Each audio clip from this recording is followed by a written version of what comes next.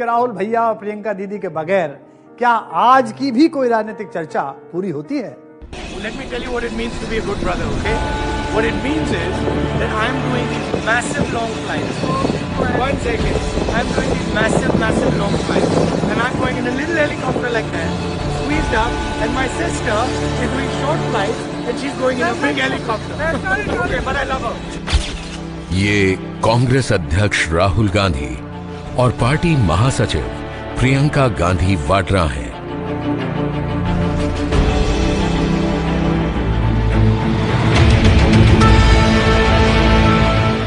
– 2019 के लोकसभा चुनाव में भाई बहन की जोड़ी पार्टी को दोबारा सत्ता में लाने के लिए जद्दोजहद कर रही है। दिन रात चुनाव प्रचार में लगे हैं।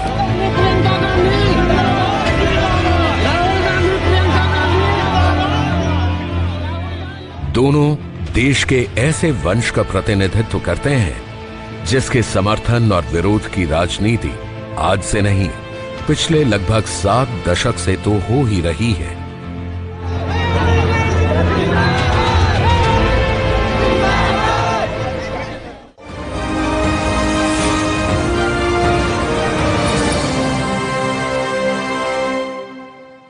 दुनिया की राजनीति देख लीजिए, ऐसे वंश, ऐसे परिवार की मिसाल आपको नहीं मिलेगी। देश को आजाद हुए तकरीबन 72 साल हुए हैं। इस दौरान भारत की राजनीति की एक धुरी हमेशा यही परिवार रहा है। ऐसा क्यों? क्या भारत की राजनीति इनके बगैर पूरी नहीं होती, या भारत की सबसे पुरानी पॉलिटिकल पार्टी कांग्रेस की राजनीति इनके बगैर पूरी नहीं होती कि यह वंश पीढ़ी दर पीढ़ी अपने आप को लोगों की नजर में प्रासंगिक बनाने में सफल रहा है? भाई, ये प्रजा का प्यार है या नेता का प्रपंच?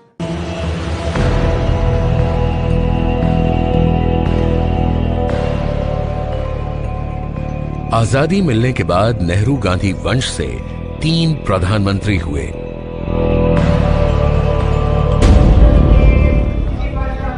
राहुल प्रियंका की शक्ल में अब इसकी 5वीं पीढ़ी सत्ता की लड़ाई लड़ रही है। हम बात कर रहे हैं देश के सबसे मजबूत सियासी वंश नेहरू गांधी परिवार की।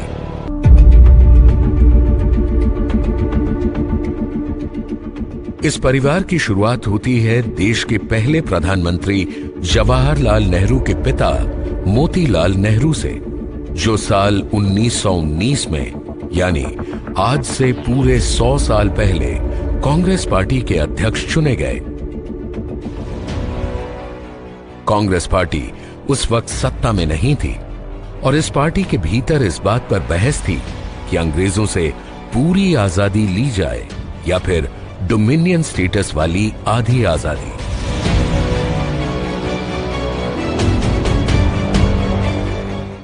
देखिए, मोतीलाल जी तो बहुत प्रोमिनेंट कांग्रेस के लीडर थे और 1890 वगैरह से थे। बट कांग्रेस 1890 के दशक में, 1880 के दशक में, गांधी के आने तक 1915-16 के दशक तक में भी एक एनुअल गेट टुगेदर मीटिंग होती थी साल में उनके डेलीगेट्स की। तो उसको लोग एक क्लब टाइप, उसको टी पार्टी टाइप कहते थे। लेकिन as a prominent leader Motilal ji की भूमिका तो डेफिनेटली थी, इसमें कहीं कोई दो राय नहीं है। मोतीलाल नेहरू 1919 में पहली बार अमृतसर सम्मेलन में कांग्रेस अध्यक्ष बने और दूसरी बार 1928 में। 1928 ये वो दौर था जब उस वक्त की कांग्रेस पार्टी के अंदर इस बात की चर्चा गरम थी कि अध्यक्ष कौन बने, जवान या बुजुर्ग। उस वक्त मोतीलाल जी के बेटे और हमारे राहुल भैया और प्रियंका दीदी के पिताजी के नाना यानी कि जवाहरलाल कांग्रेस के जवान नेताओं में शुमार किए जाते थे। महात्मा गांधी ने मोतीलाल नेहरू को एक चिट्ठी लिखी। महात्मा गांधी ने साबरमती आश्रम से लिखा, जवाहरलाल की ताजपोशी का ये सही समय नहीं है। आप जिस मैनेजिंग कमेटी के अध्यक्ष हैं, अगर वो प्रस्तावित करे तो आप ही कांग्रेस अध्यक्ष की गद्दी संभाले रखिए। 1928 के आसपास में मोतीलाल नेहरू इंडियन नेशनल कांग्रेस के प्रेसिडेंट थे। उनकी इच्छा ये थी कि उनके बाद, और उनको बहुत पहले से पता था कि अगला प्रेसिडेंट सरदार पटेल होने वाले हैं, मतलब बहुत, क्योंकि सरदार पटेल का जो बारदोली में उनकी भूमिका थी और उसके पहले उनका जो खेड़ा में उनकी भूमिका थी, तो ऐसे में सरदार पटेल नेक्स्ट बनने वाले थे इंडियन नेशनल कांग्रेस के प्रेसिडेंट। महात्मा गांधी की चिट्ठी के जवाब में मोतीलाल जी ने लिखा कि सरदार पटेल ने जबरदस्त देश सेवा की है और वही इस वक्त के हीरो भी हैं। उनके काम को देखते हुए हम लोग कम से कम उन्हें अध्यक्ष की कुर्सी तो दे ही सकते हैं। अगर ऐसा ना हो तो जवाहरलाल दूसरे नंबर के चॉइस हो सकते हैं। आगे चलकर इसी चिट्ठी में मोतीलाल लिखते हैं कि हमारी पीढ़ी धीरे धीरे खत्म हो रही है और आजादी के संघर्ष को आगे बढ़ाने का काम जवाहर टाइप लोग ही करेंगे। क्यों वो जवाहरलाल नेहरू का समर्थन में बोल रहे हैं? कि वो युवा दिलों के धड़कन हैं, among the youth is very popular.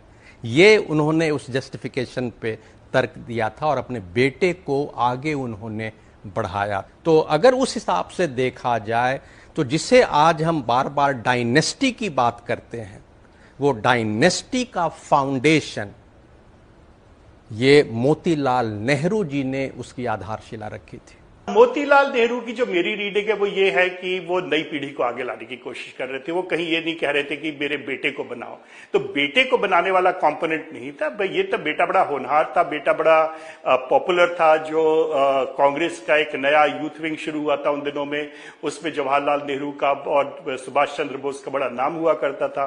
फर्क ये था कि सुभाष चंद्र बोस थोड़े अतिवादी थे, जवाहरलाल नेहरू थोड़ा मॉडर्न टाइप की बातें किया करते थे। तो इसीलिए मोतीलाल नेहरू रिकमेंड करते हैं कि नेहरू जवाहरलाल को भी बनाया जा सकता है नेता। खैर, चिट्ठी में मोतीलाल की हिमायत के बावजूद साल 1929 में सरदार पटेल को कांग्रेस अध्यक्ष की कुर्सी नहीं मिली। कांग्रेस के लाहौर अधिवेशन में जवाहरलाल नेहरू को पार्टी का अध्यक्ष चुना गया। जवाहरलाल एक वकील के तौर पे बड़े सक्सेसफुल कभी नहीं रहे, पर लोगों के नेता के तौर पे तो वो बहुत ही सक्सेसफुल थे। लोगों के साथ उनकी जो एक रिलेशनशिप वो स्थापित कर पाते थे, डायरेक्ट 1-to-1 रिलेशनशिप, वो बहुत अच्छी हुआ करती थी। साल 1947 कांग्रेस पार्टी के अंदर सरदार पटेल का भी कद बहुत बड़ा था। आजादी के समय जवाहरलाल नेहरू देश के सबसे लोकप्रिय नेताओं में से एक थे। कांग्रेस संगठन पार्टी का कैसे चलानी है, किसको क्या काम देना है, ये सब, इस सब की जानकारी पटेल की थी और सबको मालूम था कि ये पार्टी ऑर्गेनाइजेशन जो है इन्हीं के हाथ में होनी चाहिए। ठीक है, पार्टी ऑर्गेनाइजेशन होनी चाहिए। लेकिन उनको यह भी मालूम था, सब लोगों को, और सबसे पहले पटेल को मालूम था कि अगर आप लोगों से बातचीत करना चाहते हैं तो फिर आपको सोचना पड़ेगा कि जवाहरलाल नेहरू जो हैं उनका क्या संबंध है लोगों के साथ। और पटेल को मालूम था कि जवाहरलाल बहुत पॉपुलर है।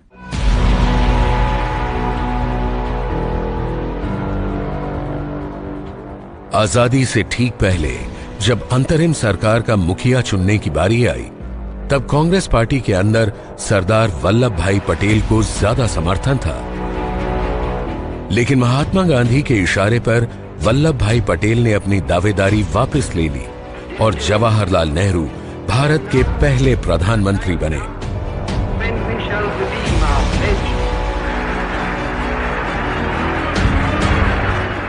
has been elected the first woman president of the United Nations, a sister of Mr. Nehru. देश आजाद होते ही जवाहरलाल नेहरू की बहन विजय लक्ष्मी पंडित को सोवियत यूनियन में भारत का राजदूत नियुक्त किया गया। 1961 तक विजय लक्ष्मी पंडित अलग अलग देशों में भारत की राजदूत रही। इसके बाद वे महाराष्ट्र की गवर्नर और बाद में लोकसभा की सांसद भी बनी। दूसरी तरफ जवाहरलाल नेहरू की बेटी इंदिरा गांधी और दामाद फिरोज गांधी भी राजनीति में सक्रिय थे। 1952 में पहला लोकसभा चुनाव हुआ। इस चुनाव में दामाद फिरोज गांधी कांग्रेस की टिकट पर उत्तर प्रदेश की रायबरेली सीट से चुनाव लड़े और जीते।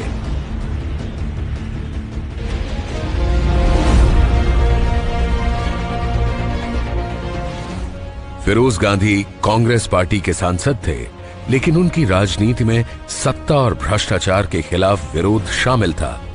इसके लिए उन्होंने अपने ससुर जवाहरलाल को भी नहीं बख्शा।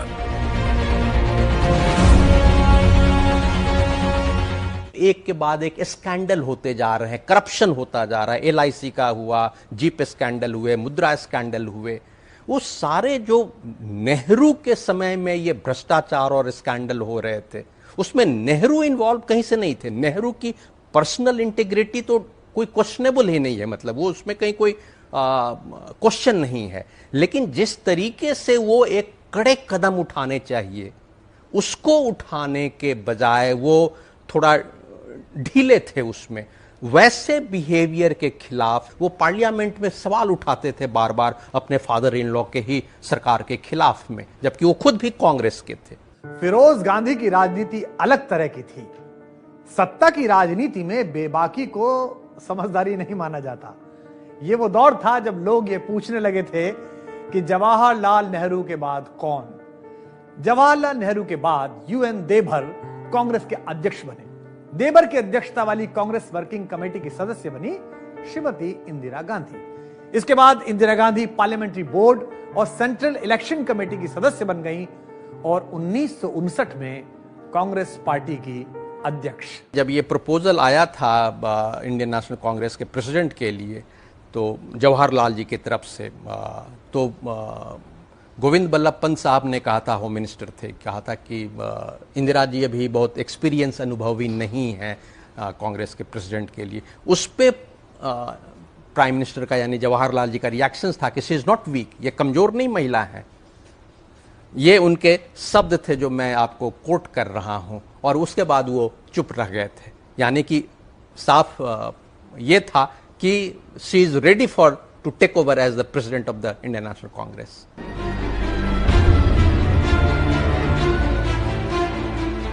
जवाहरलाल नेहरू क्या इंदिरा गांधी के लिए राजनीतिक जमीन तैयार कर रहे थे? ये भारतीय राजनीति का बड़ा सवाल है, जिसका सीधा जवाब मिलना मुश्किल है। वैसे 1959 में कांग्रेस अध्यक्ष बनने के साथ ही इंदिरा गांधी की राष्ट्रीय छवि बनने लगी थी। प्रधानमंत्री निवास पर उनका दबदबा था। प्रधानमंत्री जवाहरलाल नेहरू के साथ वे अंतर्राष्ट्रीय यात्राओं पर जाती थी। एक अमेरिकी पत्रकार आर्नल्ड माइकल ने पंडित जवाहरलाल नेहरू जी से इंटरव्यू में पूछा कि आप अपने राजनीतिक वारिस की घोषणा क्यों नहीं करते। तब जवाहरलाल जी ने एक बहुत ही दिलचस्प जवाब दिया। उन्होंने कहा कि अगर मैं किसी को अपना राजनीतिक वारिस घोषित कर दूं, तब वो कभी प्रधानमंत्री नहीं बन पाएगा। भाई, लोग उससे जलने लगेंगे। उनकी कैबिनेट में मोरारजी देसाई और जगजीवन राम, दो ऐसे दिग्गज नेता थे जो इंदिरा गांधी के रास्ते में आ सकते थे। कहते हैं कि कामराज प्लान के तहत इन दोनों को मंत्री पद से हटा दिया गया।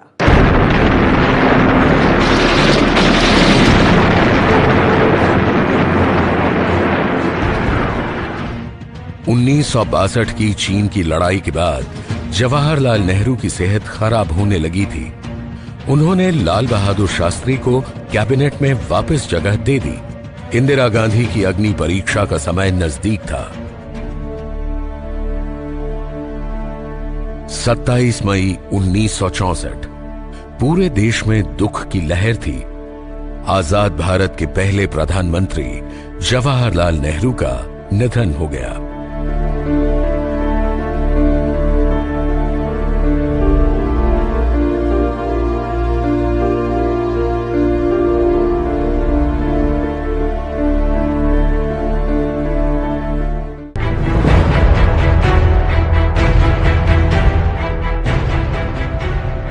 पंडित नेहरू के निधन के बाद उनकी जगह कौन लेगा? देश को कौन चलाएगा? राजनीतिक गहमागहमी और उठापटक के बाद लाल बहादुर शास्त्री को पार्टी ने देश चलाने की कमान दी। शास्त्री जी ने अपनी सरकार में इंदिरा गांधी को सूचना एवं प्रसारण मंत्री बनाया।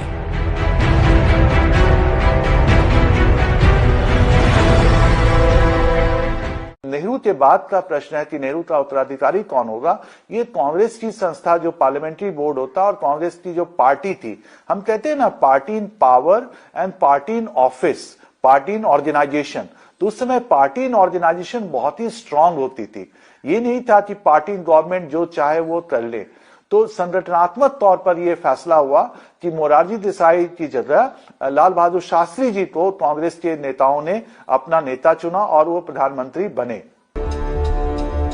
जवाहरलाल नेहरू के निधन के महज 21 महीने बाद देश के सामने एक और बुरी खबर थी।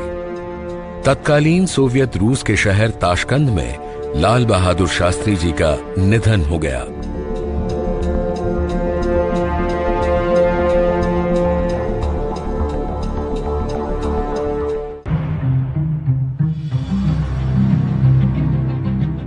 दूसरी तरफ प्रधानमंत्री की कुर्सी को लेकर खींचतान शुरू हो गई थी। इस बार फिर मोरारजी देसाई खुद को नेहरू का उत्तराधिकारी साबित करने में जुटे थे।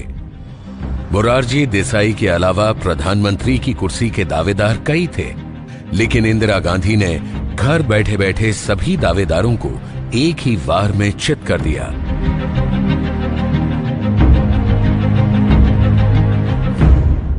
कहीं ना कहीं ये था कि इंदिरा गांधी एक कंटिन्यूटी को प्रस्तुत करती थी क्योंकि वो नेहरू की बेटी थी। और दूसरी जो ज्यादा इंपॉर्टेंट रीजन ये रहा कि जो सिंडिकेट के मेंबर थे, जो कांग्रेस के प्रबल नेता थे, उन्होंने सोचा कि इंदिरा गांधी चूंकि अनुभवहीन है, थोड़ी यंग थी, वो उस समय 46 ईयर्स की थी, मेरे ख्याल में 1917 में उनका बर्थ हुआ था, तो मतलब 40s में थी, तो ये भी सोचा गया कि वो एक कमजोर प्रधानमंत्री होंगी, वो संगठन से चलेंगी, संगठन के अनुसार चलेंगी। That I will uphold the sovereignty and integrity of India. That I will uphold the sovereignty and integrity of India. That I will faithfully and conscientiously discharge my duties. That I will faithfully and conscientiously discharge my duties. As the Prime Minister for the Union. As the Prime Minister for the Union. Shrimati Indira Gandhi भले ही प्रधानमंत्री की कुर्सी तक पहुंच गई थीं, लेकिन अपने विरोधियों को जवाब नहीं दे पा रही थी। इसी समय देश में भयंकर सूखा पड़ा। इन दिनों इंदिरा जी चुप चुप रहा करती थी। संसद में लोग उन्हें सुनना चाहते थे। एक बार तो समाजवाद के बड़े नेता और नेहरू जी के पारंपरिक प्रतिद्वंदी लोहिया जी ने उन्हें गूंगी गुड़िया तक कह दिया था। इंदिरा गांधी की छवि लगातार ऐसी बन रही थी कि वे कुछ भी करने में असमर्थ हैं। अचानक इंदिरा गांधी ने एक के बाद एक बड़े फैसले लेने शुरू कर दिए। अपने विरोधी मोरारजी देसाई की वित्त मंत्री पद की कुर्सी छीन ली। राजा महाराजाओं को मिलने वाले सरकारी धन प्रिवी पर्स को बंद कर दिया। साथ ही 14 बैंकों का राष्ट्रीयकरण भी कर दिया। 1971 आते आते इंदिरा गांधी ने पार्टी और देश में अपने आप को पूरी तरह से स्थापित कर दिया।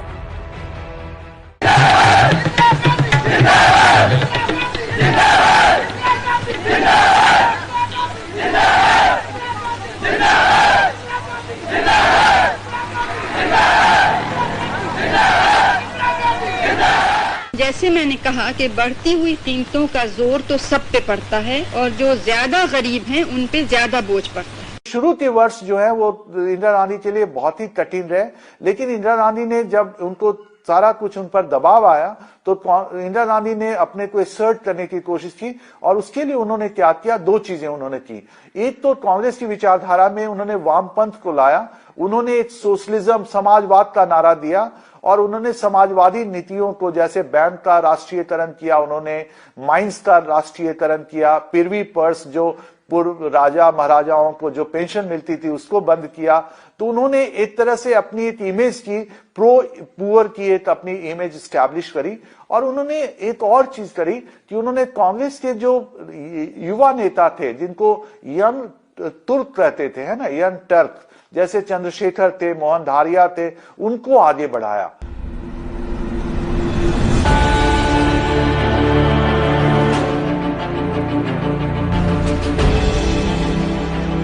इंदिरा गांधी के दो बेटे थे। बड़े बेटे का नाम राजीव गांधी और छोटे बेटे का नाम था संजय गांधी।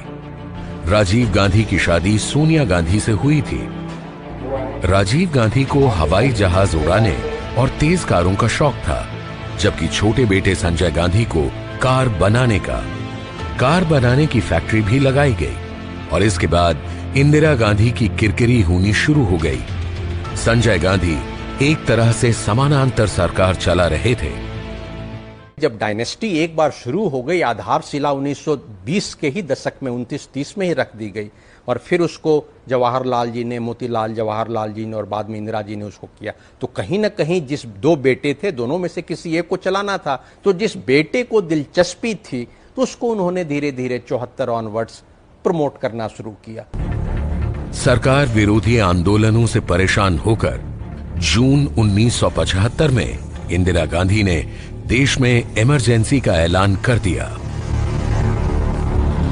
भाइयों और बहनों, राष्ट्रपति जी ने आपातकाल की घोषणा की है। इससे आतंकित होने का कोई कारण नहीं है। The President has proclaimed emergency. This is nothing to panic about. कहा जाता है कि इमरजेंसी के पीछे संजय गांधी की बड़ी भूमिका थी। इंदिरा जी अपने बेटे संजय गांधी पर बहुत विश्वास करती थी। महज विश्वास ही नहीं, एक तरह से इंदिरा गांधी ने संजय गांधी को अपना राजनीतिक वारिस चुन लिया था। नेहरू गांधी वंश में इंदिरा के बाद देश की कमान संजय के हाथ में थी। जैसे ही इमरजेंसी लगी, वैसे ही संजय गांधी की ताकत कई गुना बढ़ गई। सारे फैसले उस समय संजय गांधी कर रहे थे। विपक्षी दलों के नेताओं को जेल में ठूंस दिया गया, प्रेस पर सेंसरशिप लगा दी गई। संजय गांधी को प्रसन्न करने के लिए जोर जबरदस्ती लोगों की नसबंदी करने की खबरें अचानक से तेज हो गई।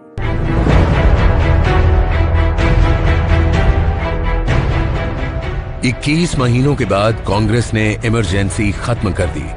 देश में फिर से चुनाव हुए। इन चुनावों में कांग्रेस पार्टी की भारी हार हुई।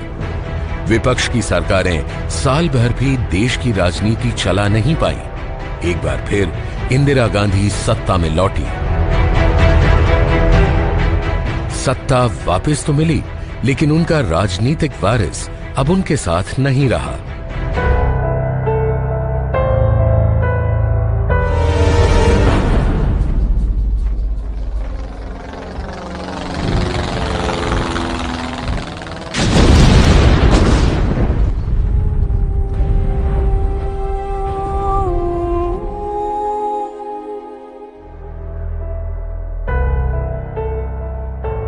संजय गांधी की 23 जून 1980 को प्लेन क्रैश में मौत हो गई।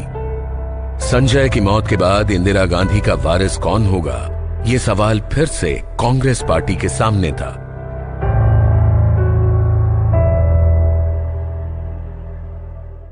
उस समय मान्यता गांधी ने भी अपना दावा पेश किया था संजय गांधी के डेथ के बाद, जबकि वो एक विधवा थी, लेकिन 23 साल की, 22-23 साल की थी उस समय। उन्होंने भी अपना दावा पेश किया था, लेकिन इंदिरा गांधी ने मान्यता गांधी की जगह राजीव गांधी को अपना उत्तराधिकारी के रूप में आगे बढ़ाया।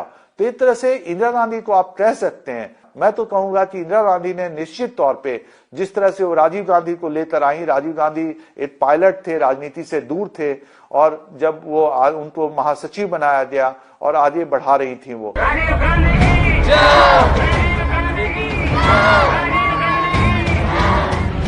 नेहरू गांधी वंश का एक और चेहरा अब सक्रिय राजनीति में था और देश भर का दौरा कर रहा था। जल्दी ही देश के पहले प्रधानमंत्री के नाती और मौजूदा प्रधानमंत्री इंदिरा गांधी के बेटे राजीव गांधी पार्टी के महासचिव बन गए। देश की सत्ता नेहरू गांधी वंश के पास ही रहे, ये तय करने में इंदिरा गांधी जुट गईं। बेटे को सियासत की बारीकियां सिखाने में व्यस्त इंदिरा गांधी को ज्यादा समय नहीं मिला। 31 अक्टूबर 1984 को इंदिरा गांधी के बॉडीगार्ड्स ने उनकी हत्या कर दी।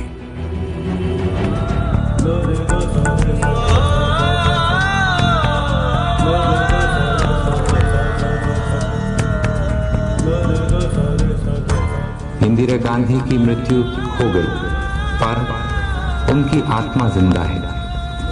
भारत जिंदा है, भारत अमर है, भारत की आत्मा अमर है। प्रधानमंत्री श्रीमती इंदिरा गांधी की हत्या के बाद पूरा देश सदमे में था। नेहरू गांधी वंश में इंदिरा युग का अंत हो चुका था। इतिहास अपने आप को दोहरा रहा था। एक बार फिर देश और कांग्रेस पार्टी दोनों दोराहे पर थे कि इंदिरा जी के बाद सत्ता की कुर्सी कौन संभालेगा। पार्टी ने फिर एक बार नेहरू गांधी वंश को सत्ता की चाबी पकड़ा दी, यानी राजीव गांधी ने इंदिरा गांधी की जगह ली। इंदिरा गांधी की मौत के महज कुछ घंटों बाद ही राजीव रत्न गांधी ने प्रधानमंत्री की कुर्सी संभाल ली। इस वक्त पर एक व्यक्ति ने इसका भारी विरोध किया। वो व्यक्ति थी राजीव गांधी की इटालियन मूल की पत्नी Shrimati Sonia Gandhi. I did not want my husband to become prime minister, and I was literally begging him not to. And I told him that I didn't want him to do it because they would kill him. He would be killed. And my husband answered, I would be killed in any case. Indira Gandhi की मौत के लगभग 2 महीने बाद देश में आम चुनाव हुए। सहानुभूति की लहर पर सवार होकर राजीव गांधी जनता के बीच पहुंचे। कांग्रेस ने पहली बार 400 से ज्यादा सीटों पर जीत दर्ज की। तीसरी बार नेहरू गांधी वंश के व्यक्ति ने प्रधानमंत्री की कुर्सी हासिल की। Rajiv Gandhi do solemnly affirm that I will bear true faith and that I will bear true faith and allegiance as a Prime Minister for the Union, except as may be required for the due discharge of my duties for the due discharge of my duties as Prime Minister. As Prime Minister. शुरुआत में उनकी छवि mister clean की बनी, लेकिन जल्द ही उनकी सरकार पर बोफोर्स घोटाले के आरोप लगे। इसकी कीमत राजीव गांधी को 1989 के चुनाव में चुकानी पड़ी। जनता ने कांग्रेस को सत्ता से बाहर कर दिया। 2 साल बाद चुनाव प्रचार के दौरान तमिलनाडु में राजीव गांधी की श्रीलंका के आतंकवादी संगठन liberation tigers of Tamil Eelam यानी लिट्टे के आत्मघाती हमलावरों ने हत्या कर दी।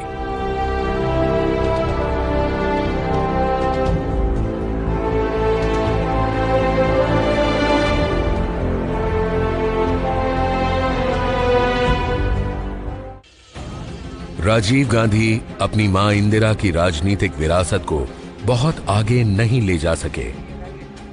राजीव गांधी की पत्नी सोनिया गांधी अपने 2 बच्चों के साथ अकेले दोराहे पर खड़ी थी। एक बार फिर पार्टी ने नेहरू गांधी वंश की विरासत सोनिया गांधी को देने का फैसला लिया, लेकिन इस बार सोनिया ने खुद ही मना कर दिया। जब 80 के दशक में राजीव जी पॉलिटिक्स में उतर रहे थे तो सोनिया जी ने जबरदस्त विरोध किया था उनका राजनीति में आना, ये हम सब जानते हैं। तो ऐसा लगता है कि सोनिया जी 90 में भी राजीव जी की मृत्यु के बाद तैयार नहीं थी कांग्रेस पार्टी का दामन संभालने के लिए। कांग्रेस की सरकार थी, लेकिन नेहरू गांधी परिवार हाशिए पर था। यह स्थिति ज्यादा दिन तक नहीं रही। नरसिम्हा राव प्रधानमंत्री थे। नेहरू गांधी परिवार के समर्थकों ने हालांकि उनकी राजनीतिक चुनौतियां बढ़ाई जरूर, लेकिन राव साहब बहुत पुराने और मंझे हुए खिलाड़ी थे। 5 साल सरकार चलाई। 1996 के चुनाव में कांग्रेस पार्टी हार गई। गांधी परिवार के समर्थकों को दोबारा बोलने का मौका मिल गया। सोनिया गांधी जी ने राजनीति में आने का फैसला कर लिया और 1998 में सोनिया जी कांग्रेस की अध्यक्ष बन गई और 1999 का चुनाव कांग्रेस ने सोनिया गांधी की ही अगुवाई में लड़ा। सोनिया गांधी के नेतृत्व में कांग्रेस को इन चुनावों में हार का सामना करना पड़ा। अटल बिहारी वाजपेयी के नेतृत्व में एनडीए ने सरकार बनाई। मैं संघ के प्रधानमंत्री के रूप में अपने कर्तव्यों का श्रद्धा पूर्वक और शुद्ध अंतःकरण से निर्वहन करूंगा।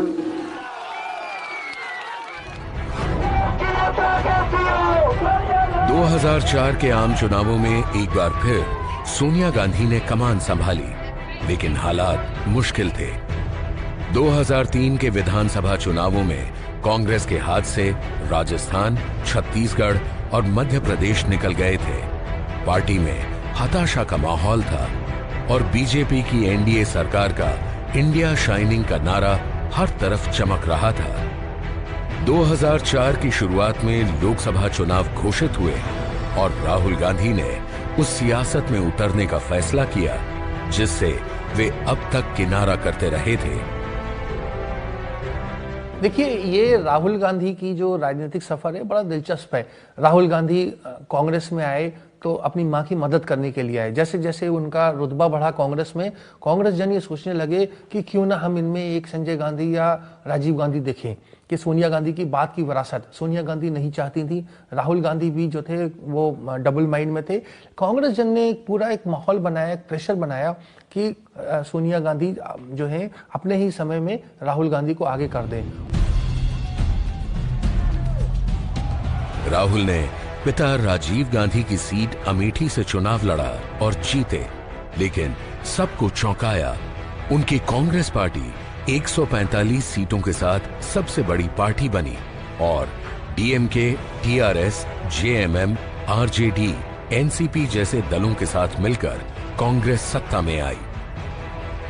लेकिन सोनिया गांधी ने न प्रधानमंत्री पद लिया, न उनके परिवार के किसी व्यक्ति ने।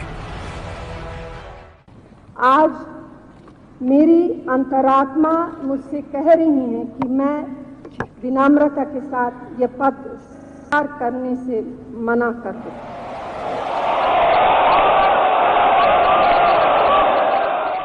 सोनिया गांधी कांग्रेस को सत्ता में तो ले आई, लेकिन खुद प्रधानमंत्री की कुर्सी उन्होंने ठुकरा दी। डॉक्टर मनमोहन सिंह जी को प्रधानमंत्री बनाया गया और श्रीमती सोनिया गांधी ने पार्टी संभाली और मनमोहन सिंह जी ने सरकार संभाली।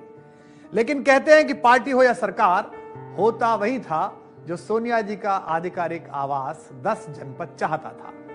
2004 से 2014 तक यही सिलसिला चला। लेकिन 2004 में ही एक बात और तय हो गई थी कि पार्टी में श्रीमती सोनिया गांधी के बाद कोई है तो उनका बेटा यानी कि वर्तमान कांग्रेस के अध्यक्ष राहुल गांधी ही हैं। 2004 से 2009 के इस दौर में राहुल पार्टी में अघोषित तौर पर नंबर 2 पर थे, लेकिन लोकसभा में सिर्फ 7 बार संसदीय कार्यवाही में भाग लिया। इसमें 3 सवाल तो ऐसे हैं जिनके लिए लोकसभा में खड़े होकर न सवाल पूछने की जरूरत होती है और न ही संबंधित मंत्री को जवाब देना पड़ता है। जवाब घर भेज दिए जाते हैं। वो अपनी सोच काफी सारे विषयों पर खुलकर नहीं बता पाए हैं। वो प्रेस से ज्यादा मिलते नहीं हैं, इंटरव्यू कम देते हैं, पार्लियामेंट में भी कम बोलते हैं और एक ऐसा एक इम्प्रेशन लोगों में चला गया है कि वो 2-3 हफ्ते रहते हैं, पॉलिटिक्स में दिखाई देते हैं, फिर गायब हो जाते हैं, पता ही नहीं कहाँ है। जब बड़े बड़े मसले लोग डिस्कस कर रहे होते हैं तो राहुल गांधी कहीं दिखते नहीं हैं। तो ये एक इम्प्रेशन क्रिएट हो गया है कि वो सीरियस नहीं है पॉलिटिक्स के बारे में। राहुल राजनीति में तो है, लेकिन इसे लेकर संजीदा नहीं है। ये छवि धीरे धीरे लोगों के मानस पर छा गई। 2004 से 2014 तक कांग्रेस की सरकार रही। इस दौरान वे जब चाहे प्रधानमंत्री बन सकते थे, लेकिन बने नहीं। फिर भी वे प्रधानमंत्री से कम भी नहीं रहे। I'll tell you what my opinion on the ordinance is. My opinion on the ordinance is that it's complete nonsense and that it should be torn up and thrown out. That's my opinion, my personal opinion on the ordinance. I'll repeat it for you. My opinion on the ordinance is that it should be torn up and thrown away. Politics में, राजनीति में आने से पहले वो एक management consultant थे।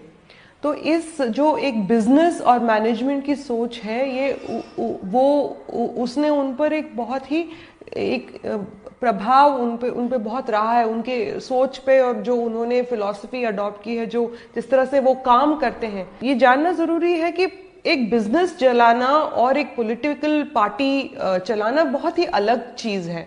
तो आप एक स्टैंडर्ड ऑपरेटिंग प्रोसीजर कहते हैं, जैसे बिजनेस टर्मिनोलॉजी में इसको, एक किताब होती है जिसमें लिखा है कि कैसे एक चीज को किया जाए सबसे अच्छी तरह से। तो उसको फॉलो करके आप कारें बना सकते हैं, मोबाइल फोन बना सकते हैं, लेकिन ये बहुत सिंपली, आसान से एक राजनीतिक पार्टी को चलाने में उसका ट्रांसलेशन नहीं हो पाता है। ये वो समय था जब मनमोहन सिंह सरकार पर कॉमनवेल्थ खेलों, 2G और कोल गेट घोटालों के आरोप लग रहे थे। आर्थिक स्थिति खराब हो रही थी, महंगाई बढ़ रही थी, लोगों का गुस्सा सड़कों पर नजर आ रहा था।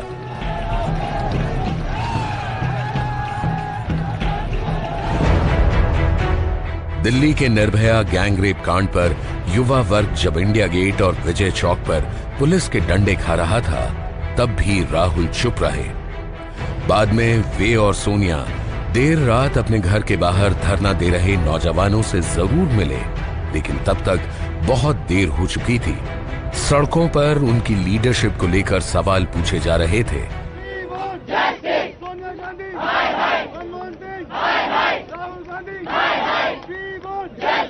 भारत में जन्म लिया हमने, जिसमें स्त्री की ये कदर नहीं है और बचाने वालों को ये आज राहुल का है, आज राहुल का है, आज प्रियंका का, आज राहुल का है, आज राहुल का है, आज बताओ राहुल का है। इस हाल में 2014 का चुनाव पार्टी लड़ी और हार गई। ये कांग्रेस की बहुत बुरी हार थी।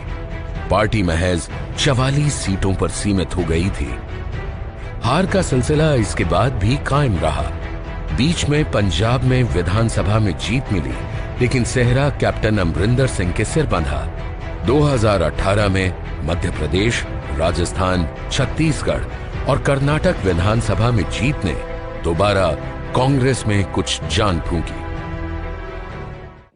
2019 अब असली लड़ाई का वक्त है। राहुल गांधी नरेंद्र मोदी को चुनौती दे रहे हैं। नरेंद्र मोदी की साख को बट्टा लगाने के लिए चौकीदार चोर है के नारे लगा रहे हैं, लेकिन गांधी नेहरू वंश की साख फिलहाल राहुल बाबा के हाथों में है। अगर हारे तो बहुत मुश्किल होगी, पता नहीं क्या क्या सवाल पूछे जाएंगे। इधर राहुल भैया की मदद के लिए बहन प्रियंका दीदी पार्टी की महासचिव बन गई हैं। इसके पीछे की राजनीति अभी पूरी तरह से खुली नहीं है। उधर जीजा जी भी कभी कभार सहयोग को कुछ कुछ बोल देते हैं। वैसे जानकारों का मानना है कि जीजा जी कम बोलें तो राहुल गांधी, प्रियंका और कांग्रेस का ज्यादा भला हो सकता है। वंश में आज इतना ही। नमस्कार, धन्यवाद।